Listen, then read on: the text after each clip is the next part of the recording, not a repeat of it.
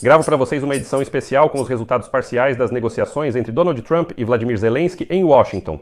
Agora ocorre a parte fechada da reunião entre o presidente americano, o ucraniano e líderes europeus. E antes dessa parte fechada da reunião dos europeus com Trump e Zelensky, houve uma breve coletiva de imprensa na qual os europeus, Trump e Zelensky, expuseram posições em relação às garantias de segurança para a Ucrânia, ao futuro acordo de paz, à questão do cessar-fogo e, em geral, como o Ocidente coletivo vê agora o fim da guerra da Rússia contra a Ucrânia. Vamos fazer um balanço intermediário. Sou Alexei Petchy, hoje é 18 de agosto. E antes de começarmos, peço que se inscreva no canal, deixe seu like, escreva qualquer comentário e não se esqueça de se inscrever no meu canal do Telegram, Petchy News. O link está na descrição do vídeo, onde publico notícias em tempo real assim que chegam. Na maioria das vezes, até mais rápido que aqui no YouTube. Então, eu vou começar pelo principal. Na Casa Branca já não é mais só maquiagem, mas sim engenharia política. Já começaram a construir o futuro dentro dos limites de um acordo de paz. E Trump registrou publicamente dois pilares de sua construção: a segurança da Ucrânia e a ausência de uma obrigação de cessar fogo na linha de frente. Ao ser questionado sobre o artigo 5 da OTAN, ele respondeu com uma frase que deve virar o título do dia. Ele disse o seguinte: nós vamos dar a eles uma proteção muito boa, uma segurança muito boa. Isso faz parte do acordo. E logo em seguida acrescentei que não haverá uma pausa imediata nos combates. Citação: eu não acho que seja necessário um cessar-fogo para negociações. Um acordo de paz pode ser preparado enquanto eles ainda estão lutando. Estrategicamente, isso pode não ser bom para um dos lados. Os sinais, como você entende, são ambíguos, mas a intenção declarada é uma só: iniciar uma trilha de negociações diretamente em meio às hostilidades em andamento. Quanto ao envio de tropas americanas, Trump prometeu anunciar sua decisão ainda hoje mais tarde, mas afirmou que os Estados Unidos da América, de todo modo, participarão das garantias de segurança para a Ucrânia. E admitiu que sim, tropas americanas podem ser envolvidas para garantir essas garantias. E o segundo pilar que Trump mencionou é a distribuição da carga justamente dessas garantias de segurança. A fórmula dele é simples.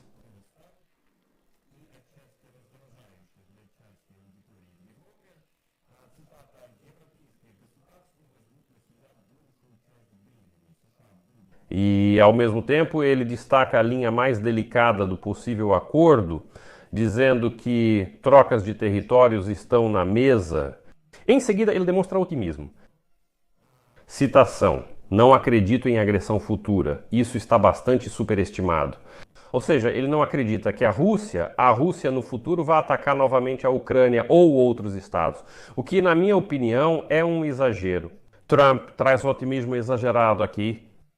Surge a pergunta: isso é barganha, tentativa de impor enquadramento ou preparação para pressionar Kiev? Sem resposta ainda, mas a lógica é clara. Segurança, sim. O artigo 5 automático da OTAN como garantia de segurança para a Ucrânia? Não exatamente, né? Agora, com certeza não. Essa questão está sendo discutida em formato fechado. Sobre a linha de frente, não haverá cessar-fogo. A troca de prisioneiros de guerra como uma opção em um protocolo futuro. Um detalhe de hoje é a promessa de uma linha direta com Moscou após as reuniões. Hoje, Trump afirma: Putin aguarda minha ligação. Momento importante. A Casa Branca registra publicamente esse canal de comunicação direto. Ou seja, o processo realmente está sendo conduzido nesse modo de jogada estratégica. Washington, Kiev, depois o grupo europeu e, em seguida, outra ligação ao Kremlin. E para nós, isso é um indicador de que a discussão sobre a arquitetura de garantias já não é uma abstração, é algo concreto e processual. Ou seja, já discutem como isso deve funcionar. Aliás, gravei um episódio separado sobre esse tema, como as garantias de segurança para a Ucrânia devem funcionar para que realmente sejam eficazes, mesmo que isso não signifique a entrada na OTAN. Por isso, acesse o canal e não deixe de assistir ao episódio especial. O que Kiev responde? O de Kiev mantém a linha sem sentimentalismo.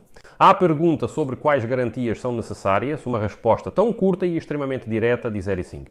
Ou seja, todas as armas, treinamento, equipamentos e informações de inteligência das Forças Armadas da Ucrânia. Antes de entrar na Casa Branca, foi dita uma fórmula que vale lembrar. Ele afirmou que a pressão, feita em conjunto pelos Estados Unidos da América e Europa, deve funcionar e interromper os assassinatos. Kiev agradece os esforços pela paz, mas ressalta que sem força não haverá fim da guerra. E isso não é apenas um exemplo diplomático, se quiser. Declara que garantias devem fortalecer o real poder das Forças Armadas da Ucrânia, não serem apenas um seguro de papel. Europeus. Som sincronizados, mas sem monotonia, no que é importante. Macron começou com uma declaração de objetivo dizendo que todos ao redor desta mesa são a favor da paz e imediatamente direcionou a discussão para um cessar-fogo, pelo menos para parar as mortes. Ao mesmo tempo, ele expandiu a conversa. Segundo ele, as garantias de segurança para a Ucrânia devem se tornar uma questão de toda a segurança do continente europeu. Comentário importante para Paris. A proteção de todo o sistema de segurança europeu é fundamental e Macron destaca que a segurança da Ucrânia faz parte da europeia. A posição da Alemanha, sabe, é um pouco mais rígida na parte processual. Friedrich Merz, chanceler da Alemanha, quebrando essa ligação americana de paz sem cessar-fogo, fala diretamente, cito, todos queremos um cessar-fogo, de preferência já no próximo encontro. E então ele diz que não consegue imaginar uma reunião trilateral Putin-Trump-Zelensky sem um cessar-fogo real na linha de frente antes dela. É uma tentativa de incluir no roteiro justamente esse regime de cessar-fogo, mesmo que temporário, mas certamente obrigatório. Ou seja, Merz está dizendo, ouçam, não pode haver nenhuma conversa sobre uma reunião trilateral sem um cessar-fogo real. Então veremos a intenção de Putin. Foi uma costura tão óbvia, sabe, de unir as posições de Washington e Bruxelas bem diante da imprensa. Merz declarou isso publicamente para que Trump depois não ficasse se esquivando. Londres faz aqui o papel, sabe, de tradutor entre idealismo e realismo. Keir Starmer, primeiro-ministro do Reino Unido, em seu discurso, fala abertamente sobre a moral e a matemática e diz o seguinte: nós precisamos fazer isso da maneira certa. O mundo deve ser duradouro, justo e honesto. Ao mesmo tempo, ele admite apoiar um acordo de paz onde o cessar-fogo não é uma condição prévia, se o próprio acordo parar as mortes e for garantido por garantias.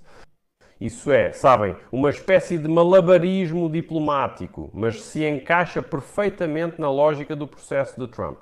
No improviso, desde que a segurança da Ucrânia não se torne apenas um nome vazio. Giorgia Meloni, primeira-ministra da Itália, curiosamente hoje fala sobre a técnica das futuras garantias, sobre a mecânica. Ela promove a ideia de um cluster, inspirado no artigo 5º da Carta da OTAN, mas fora da Ucrânia na OTAN. É uma ressalva onde os parceiros afirmam estar prontos para agir em caso de novo ataque, como ela disse. Como afirma Meloni, isso é uma ponte entre o envolvimento dos Estados Unidos da América sob Trump e o vamos assumir o fardo europeu. Para Kiev, a vantagem aqui é óbvia.